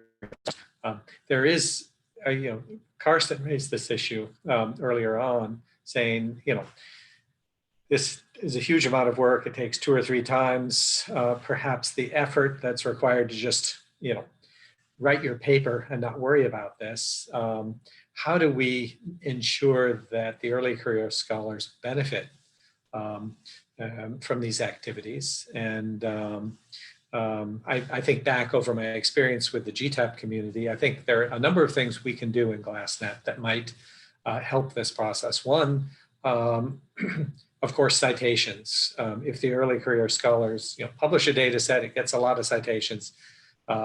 That can be of great benefit to them in promotion and advancement.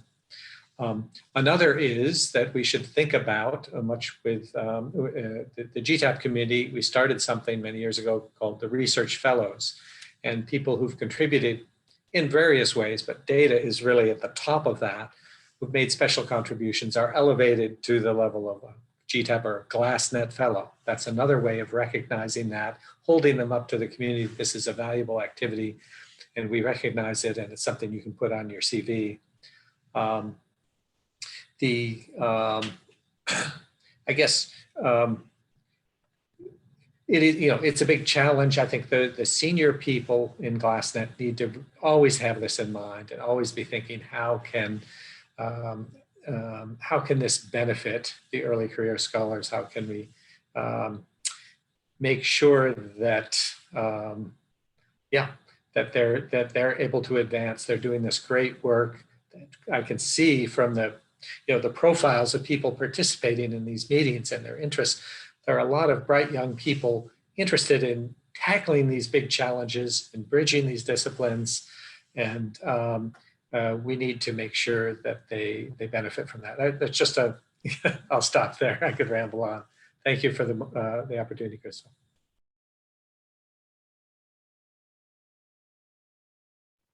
Okay, great. Thanks. Thanks for piping up. I didn't see your message in the chat. But Carsten, you have your hand up again. Yeah, so just to briefly add to that, so I like all the suggestions you made, Tom.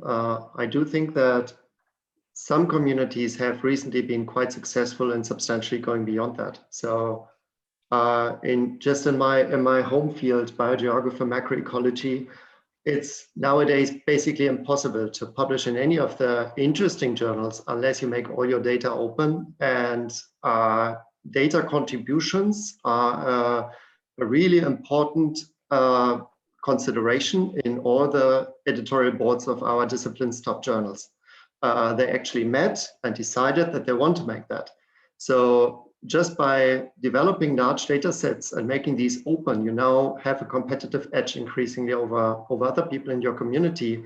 And at the same time, the people who don't follow these rules are increasingly ousted from the community. And that can create a cultural shift fairly quickly if the people who sit at the right leverage points make the right decisions. And I think anybody who sits on hiring boards, anybody who is editor in a journal is part of this community of people.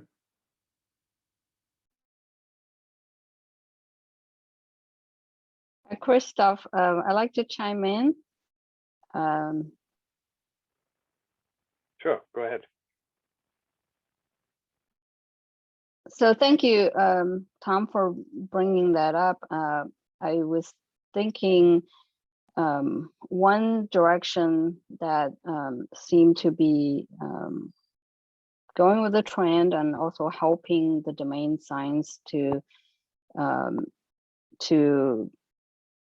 work with data more effectively, sharing data effectively, is to do these what we call cyber training. So basically bringing the younger generation of researchers, because the older generation, they're just hopeless, right? I have to admit that there's a huge gap. And I think the hope is really in the early career and graduate students to be able to use the modern tools. And so Matt and I and another faculty, we have a cyber training project where we train people not just do programming, but understanding really the modern technology like Jupyter Notebooks, like RStudio, to tackle these really complex data sets.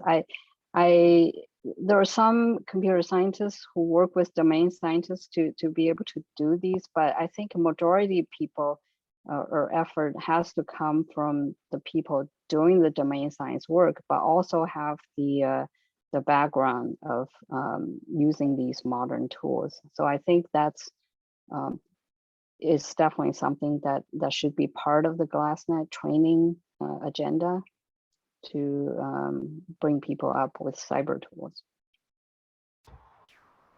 If I could just real quick jump in, and I'll share a slide that relates to both that and Christoph's earlier question about the sort of career stages and how we keep early career folks from getting sidetracked on this work.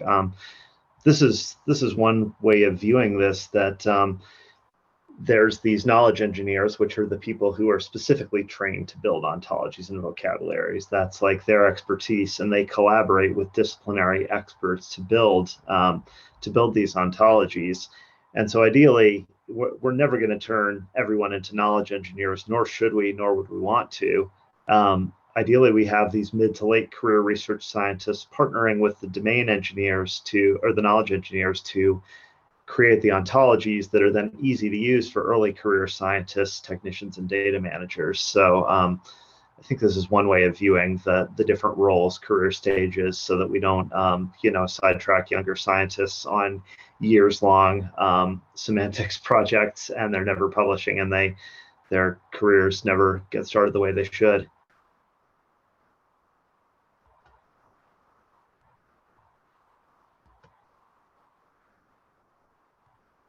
Yeah, thanks. You seem to have a slide for everything, right? So why won't you share your slide deck with GLASSNET, and then we're done?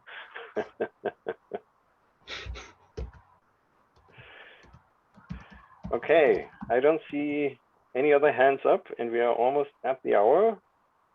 So last chance for last thoughts, comments, questions. Otherwise, over to you, Danielle. Yeah, well, thank you, everyone. This was really great, especially the discussion. And thank you to all the speakers for keeping on time and putting up with me interrupting you so that we could have all this discussion. I'll just remind everyone again that part of the reason we're doing this workshop series and asking all these questions is to try to put together a visioning paper for October. And there were a lot of suggestions I heard today for what GLASSNET could and should be doing. So especially if you have those suggestions and opinions, we hope that you'll help build the visioning paper. And if you need to remember how to get in touch with us, let us know. If you need to you can go to the website.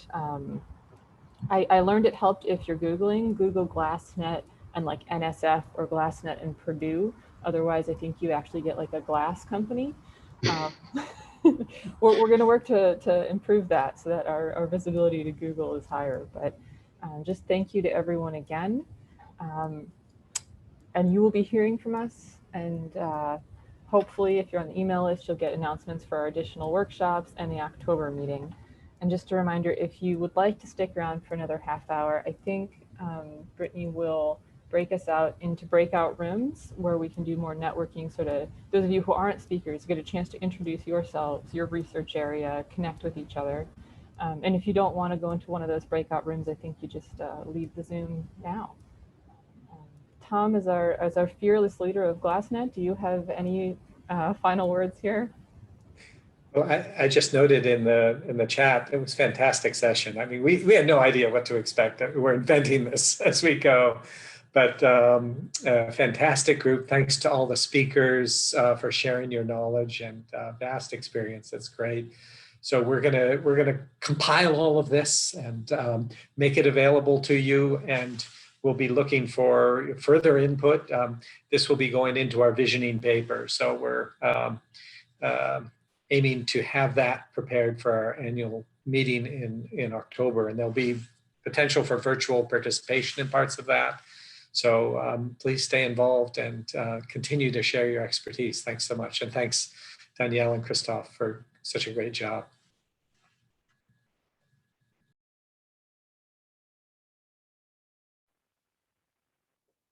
Bye-bye. Thanks, everyone.